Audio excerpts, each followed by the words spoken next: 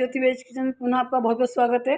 Friends, ज़्यादा भूमिका न बनाते हुए मैं आपको मेन मुद्दे पर बात करती हूँ कि त्योहारों के सीज़न में हम तरह तरह की चीज़ें बनाते हैं। इसी में एक फेमस जो चीज़ है जो बहुत ही ज़्यादा पसंद की जाती है सभी लोगों में, चाहे वो कोई से भी भाषा के हों, कोई से भी जाति के हों, पर इस बड़े त्यौहार पे ये चीज़ सभी लोग बनाना चाहते हैं। तो शायद थोड़ा सा आप समझ गए होंगे, जो हट के जो चीज़ है वो जो मराठी ट्रेडिशनल चीज़ है। मतलब अब तो सभी लोग बनाने लग गए और बहुत तरह की बनाने लग गए उस तरह को, परंतु जो उसका ट्रेडिशन है वो ट्रेडिशनल किस तरीके से बनती है, उसकी जो शुरुआत है, किसी भी चीज़ का पहले बेस रहता है ना, तो उस चीज़ का बेस क्या है। मैं बात कर रही हूँ यहाँ पर मराठी ट्रेडिशनल चकली की। तो यहाँ पर उसका आटा जो तैयार किया था, कई बार लोगों को ये बड़ी भ्रांति रहती है कि इसका रेशो क्या लेना चाहिए, रेशो कैसा होना चाहिए जिससे हमारी चकली बहुत अच्छी बने। तो यहाँ पर मैं आपको बताती हूँ चकली के रेशो के लिए। जैसे चावल आपने 1 किलो लिया है तो चना दाल उसका आधा भाग, उसके बाद में उड़द दाल उसका आधा भाग, और उसके बाद में मूंग दाल उसका आधा भाग। तो इस यहाँ पर मैंने इस कटोरे से 5 कटोरे चावल लिए हैं और यहाँ पर मैंने इनको माइक्रो में भून लिया है। 3-3 मिनट पे भुना है मैंने, 3 स्टेप में भुना है इनको, क्योंकि मैंने बड़ा वाला बोल नहीं निकाला कांच। मैंने इसी बोल में चावल को भून लिया है, इसलिए मैंने 3 बार भुना है। इससे बड़ा बोल भी है, आप यदि बड़े से भुनना चाहें तो उसमें जल्दी हो जाएगा। और यदि ज़रूरी कि सभी के पास में माइक्रोवेव हो, इसको कढ़ाई में भून सकते हैं। और इसको चावल को जो है हमको गीले कपड़े से साफ़ कर लेना। आप धोना चाहें तो धो के पंखे की हवा में उसको सुखा भी सकते हैं, पर ऐसी कोई आवश्यकता नहीं है। साफ़ चीज़ यदि आती है तो ऐसी कोई आवश्यकता नहीं है। तो इसको माइक्रोवेव में भूनना ज़रूरी नहीं है, कढ़ाई में आप इसको मध्य आंच के ऊपर 3 से 4 मिनट भूनिए तो ये भून जाएगा चावल आपका। अब यहाँ पर आते हैं, हम इसके रेशो की बात कर रहे हैं। तो ये जो चना दाल है, चना दाल हम इसका 2.5 बोल लेंगे। जैसे हमने चावल 5 का बोल लिया है, इस बोल से जो भी नाप लेंगे आप, चाहे ग्लास लें, कटोरी लें या और कोई सा बड़ा बर्तन लें, तो इसका रेशो यही रहेगा। तो यहाँ पर हमने ये चावल को भून लिया है। अब हम चना दाल इसी बोल से जो है 2.5 बोल लेके भुनेंगे। उसके बाद में उसका आधा भाग हम उड़द का लेंगे। मतलब जैसे यहाँ पे मैंने ये 2.5 ले रही तो वो 1 सवा हो जाएगा, और उससे आधा भाग मूंग दाल, मतलब पौना कटोरा मूंग दाल हो जाएगा। और भी उसमें क्या क्या चीज़ें डालेंगी मैं आपको बताती हूँ। तो यहाँ पे ये 1 बोल चना दाल डल गई, दूसरा बोल मैंने इसमें डाल दिया है। और अब ये आधा बोल और इसमें चल जाएगा, हमारा 2.5 बोल हो गया।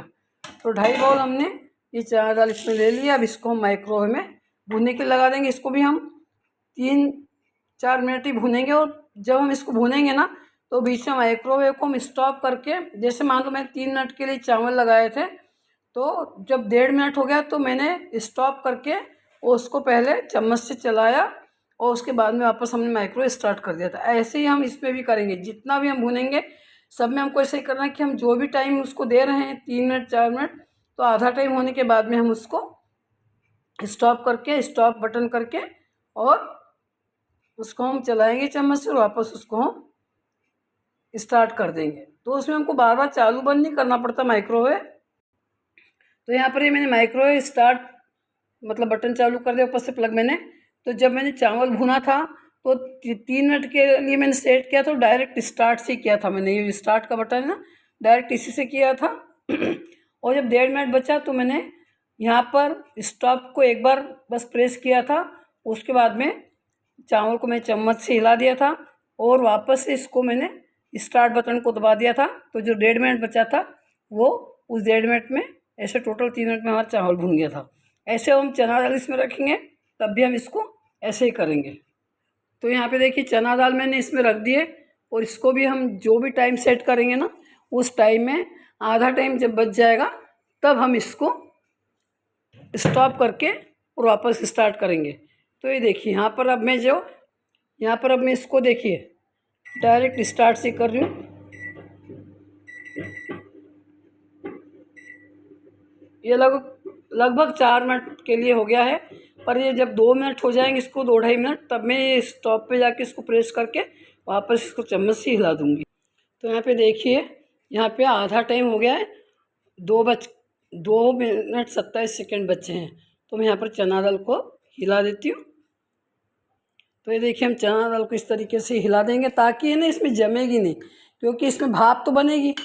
कोई भी चीज़ हम गरम करते हो थोड़ा सा, तो उसमें से इसमें जो नमी है ना, क्योंकि वो निकल रही है। इसको भुना इसलिए आता है कि चकली आपकी खस्ता बनेगी, कुरकुरी बनेगी, और ये जो नमी है ना इसमें की निकल जाएगी।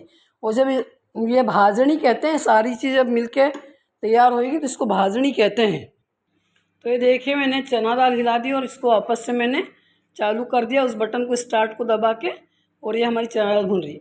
तो मैं आपको बता रही थी कि मराठी में ये जो मटेरियल तैयार किया जाता है ना, ये और जब इसको पीसते हैं, चक्की पे ले आके पीसते हैं, आप घर पे पीस लीजिए यदि साधन है आपके पास तो इस तैयार आटे को भाजनी कहते हैं। मराठी में भाजनी कहते हैं। भाजन यानी सेकना, सेक के तैयार किया था उसको सीका हुआ, मतलब भाजनी यानी सीखे हुए धान्य का आटा, मिक्स धान्य का आटा, तो इसको भाजनी कहते हैं। तो ये इसको भुना ही इसलिए आता है कि इसकी नमी निकल जाए, और जब आटा आपका पीस के आएगा तो आटा बहुत जल्दी आपका ख़राब नहीं होगा, और ये कई दिनों तक रहता है। आप चकली कई दिनों तक बना के खा सकते हैं इसकी, क्योंकि ये भुना हुआ रहता है ना, तो इसकी नमी पूरी निकल जाती है। और नमी निकल जाती है तो वो आटा जब इसको ठंडा करना है। हाँ, ये सारी चीज़ें पहले हम जैसे जैसे भूनते जाएंगे, इनको हम मिलाते जाएंगे, और फिर इसको खूब अच्छे से ठंडा करेंगे।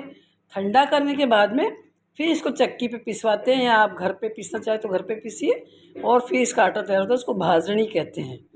तो भाजनी जो है बहुत ही प्यारा शब्द है, और ये बिल्कुल ट्रेडिशनल पारंपरिक चकली तो ऐसी ही बनती है। आजकल तो बहुत तरीके निकल गए चकली बनाने के, इंस्टेंट चकली देखिए कितनी कितनी तरह की बन जाती है।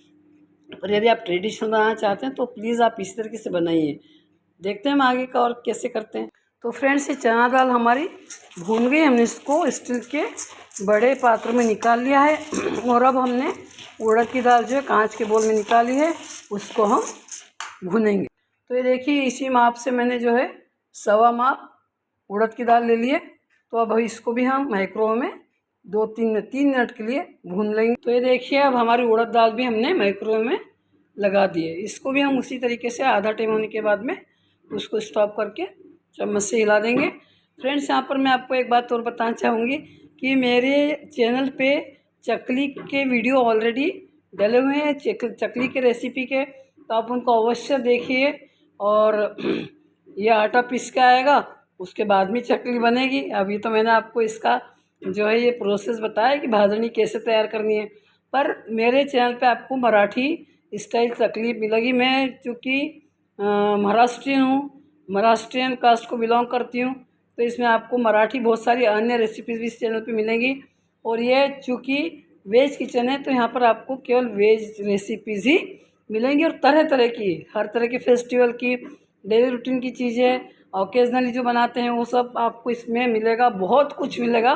बस आप चैनल पे आइए और प्लीज़ चैनल को सब्सक्राइब कीजिए, और वीडियोस ज़रूर देखिए। आपको इसमें थोड़े अन्य तरह के भी वीडियोस मिलेंगे, थोड़े से आपको एंटरटेनमेंट के भी मिल जाएंगे, और तो आपको कुकिंग टिप्स एंड ट्रिक्स भी मिल जाएगी। पर इसमें रेसिपीज़ तो आपको बहुत सारी मिलेंगी। तो आप ज़रूर चैनल पे आइए, चैनल को सब्सक्राइब, शेयर, लाइक ज़रूर कीजिए। अभी अपना ये भाजनी का प्रोसेस चालू है। तो फ्रेंड्स, ये हमारी उड़द दाल भी भून के तैयार हो गई। इसको हम अब इस चना दाल जो हमने भूनी थी ना, इसी में हम ट्रांसफ़र करेंगे। अब हम तीनों दालें जो है, चना दाल, उड़द दाल, मूंग दाल, सब एक में कैसे मिला देंगे, और बाद में इन सबको उस चावल में मिक्स करेंगे। तो इसको हम इस तरीके से इसी दाल में ट्रांसफ़र कर देंगे, और बाद में जो इसमें दूसरी भी चीज़ें थोड़ी जाएंगी तो हम एक साथ सब मिक्स कर देंगे। अब यहाँ पर मैंने ये पौन बाउल कम से कम ये मूंग दाल ले ली धुली हुई। तो इसको भी हम माइक्रोवेव में ऐसे 3 मिनट के लिए रख देंगे गरम करने। गरम करने से मेरा मतलब था हम भून लेंगे। तो अब हम इसको भून रहे हैं। ये जो मूंग दाल है, ये धुली हुई मूंग दाल है, इसको हम भून रहे हैं। ये भी ऐसी भून के तैयार हो जाएगी। तो फ्रेंड्स, हमारी येलो मूंग दाल मतलब धुली मूंग दाल भी हमारी भून के तैयार होगी। इसको हम ये जो चना दाल और हमने उड़द दाल मिक्स की इसी में हम इसको ट्रांसफ़र कर देंगे। तो यहाँ पर ये येलो मूंग दाल जो हमने भून के तैयार किए, इसको धीरे से, ये गरम रहता है बोल, यदि माइक्रोवेव में कर रहे हैं तो वो बड़ा संभल के कीजिएगा काम।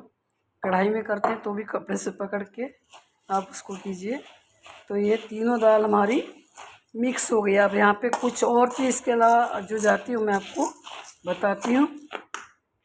तो यहाँ पर जो मैं आपको एक बता रही थी कि और भी चीज़ इसमें डलती हैं, तो यहाँ पर मैंने ये पौन कटोरी इसमें गेहूँ ले लिए हैं और ये गेहूँ भी हम 2-3 मिनट के लिए भून लेंगे। तो यहाँ पर ये गेहूँ भी हमारा भून गया है। गेहूँ को आप मुट्ठी के अंदाज से भी ले सकते हैं, जो हमारा हमने सब दाल चावल वगैरह लिए इससे आप सब थोड़ा मुट्ठी से भी ले सकते हैं, जरूरी नहीं कटोरी से 1-1.5 मुट्ठी भी ले सकते हैं। तो ये गेहूँ हमारा भून गया, इसको भी हम ये जो हमारी दालें हमने भूनी है ना, इसी में हम इसको ट्रांसफ़र कर लेंगे। बहुत ही अच्छी सौंधी सौंधी खुशबू आ रही है सभी चीज़ों की, इतनी अच्छी भून गई है ये। इनको हमको जलाना भी नहीं है, बहुत तेज़ भी नहीं भूनना है, मीडियम इसकी वो भूनने की आंच रहनी चाहिए। इसीलिए हम इसको बीच में चलाते भी हैं। और माइक्रो में ये कर रहे हैं तो केवल बस 3-4 मिनट तो बहुत हो जाते हैं। कढ़ाई में आप अंदाज से भून लीजिए, जब सौंधी सौंधी खुशबू आने लगे तो इसकी नमी दूर हो जाए, ऐसा हमको इसको भूनना है।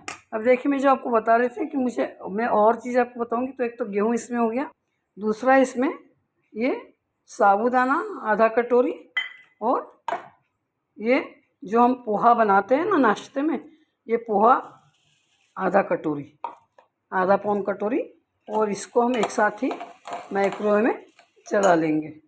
तो यहाँ पर ये हमने साबूदाना और पोहा दोनों मिक्स करके लगा दिया है 2-2.5 मिनट के लिए, और ये भी भून के तैयार हो जाएगा। इसको भी हम इसमें मिक्स कर देंगे और फिर हमारा ये लगभग मटेरियल पूरा तैयार हो जाएगा। यहाँ पर थोड़ा सा हमने जीरा ले लिया है, तो जीरा हम नहीं भूनेंगे तो चलेगा, क्योंकि ये तो इसकी गर्माहट में सीख जाता है, पर यदि आप भून के डालना चाहें तो डाल। तो ये देखिए हमारा साबूदाना और पोहा भी भून गया। इसको हमने थोड़ा कम भुना है, इसको 1-1.5 मिनट ही भुना है हमने। और अब ये जो जीरा है ना, इसी में हम डाल देंगे। तो इसमें इतना गर्माहट है अभी है कि इसके गर्माहट में अच्छे से ये तैयार हो जाएगा, इसलिए मैंने जीरो को अलग से नहीं डाला था। और जो मेरा धनिया है मैंने पहले ही भून के रखा था, खड़ा धनिया, तो इसको इसमें मैं डाल दे रही हूँ। तो इसमें इतनी सारी चीज़ें आती हैं तब जाके जो है ट्रेडिशनल चकली जो है अच्छा स्वाद देती है, अच्छी बनती है। वैसे तो इंस्टेंट बहुत तरह की निकली है, पर पारंपरिक चकली तो इसी तरीके से बनाई जाती है। इसको हम थोड़ी देर इसमें चला रहे हैं ताकि इसकी जो गर्माहट है ना, इसमें धनिया और जीरा, धनिया तो हमारा भुना हुआ है, पर एक बार अच्छे से उसमें भुनने की फ्रेशनेस आ जाएगी। तो इस तरीके से हमारा मटेरियल पूरा तैयार हो गया। अब इसको हम, ये हमारी दालें तैयार हैं, इसी में हम ट्रांसफ़र कर देंगे। तो अब इसमें हम इसको ट्रांसफ़र कर दे रहे हैं। जो हमारा साबूदाना, पोहा, खड़ा धनिया, जीरा, सब ये सब इसमें चला गया। ये उधर चावल भी हमारा भुना रखा हुआ है, तो एक बड़े बर्तन में हम सबको मिक्स करके ठंडा कर लेंगे। तो फ्रेंड्स यहाँ पर हमारी ये दालें और दूसरे मटेरियल जो हमने डाले थे ये भून के मिक्स कर दिए हैं। यहाँ पर हमारे ये चावल है, चावल जो है हमने अलग इसमें ठंडे करके डाल दिए थे ताकि जल्दी ठंडा हो जाए। अब ये सारा मटेरियल जब ठंडा हो जाएगा तो इनको हम, ये पूरे मटेरियल ठंडे हो जाएंगे तब इनको हम मिक्स कर लेंगे, और मिक्स करके हम इसको चक्की पे पिसवाएंगे और फिर बनेगी इसकी चकली। चकली बनते समय उसमें क्या क्या डलता है उस आटे में, मेरे वीडियो में आपको सब मिलेगा। मेरे वीडियो ऑलरेडी इसमें डल चुके हैं, फिर भी मैं आपको बताती हूँ कि जो आटा पिस के आएगा उसमें सभी सूखा मसाला जो है थोड़ा थोड़ा जाता है, हल्दी, नमक, लाल मिर्च पाउडर, धनिया पाउडर, नमक स्वाद अनुसार डालें। और उसके बाद में उसमें साबुत तिल जाते हैं सफ़ेद वाले, और उसमें अजवाइन जाती है। इस तरीके से वो तेल का मोयन आपको उसमें बिल्कुल संभल के डालना है, नहीं तो चकलियाँ बगर जाती हैं। तो पूरा सूखा मटेरियल जाके तेल का मोयन जाएगा, और बस उसको अच्छे से भिगा के रख दीजिए थोड़ी देर पहले, और फिर उसको मस के चकली की जो हमारी मशीन है उसमें डाल के चकलियाँ बना लीजिए। वैसे आपको वीडियो में सब मिल जाएगा। फिर भी मैंने आपको वर्बली बताया। फिर भी मैं एक बार फिर से चकली का वीडियो डालूँगी जब बनाऊँगी तब। अभी दिवाली को है 7-8 दिन है, 8-9 दिन है अभी, तो मैं आपको ज़रूर बताऊँगी। तो अभी तो आप इतना तैयार कर लीजिए मटेरियल, ये तैयार हो जाएगा, आटा आपका पीस के तैयार हो जाएगा। जब चकली चाहें बना लीजिए फटाक से। एकदम ट्रेडिशनल महाराष्ट्रियन चकली, बहुत टेस्टी बनेगी, बहुत कुरकुरी बनेगी और अंदर से ऐसी रहेगी कि मतलब हर एज का इंसान उसको खा सके। तो आपको बहुत अच्छी लगेगी, ज़रूर बनाइए। आपको दिवाली के बाकी भी बहुत सारे आइटम मेरे चैनल पे मिलेंगे, बस चैनल पे आने की देर आइए, ज़रूर ज़रूर आइए, मिलिए हमसे और हमारे वीडियोस देखिए। और मिलते हैं आगे के अन्य किसी अच्छे वीडियो में, तब तक के लिए मुझसे बहुत बहुत धन्यवाद। बाय।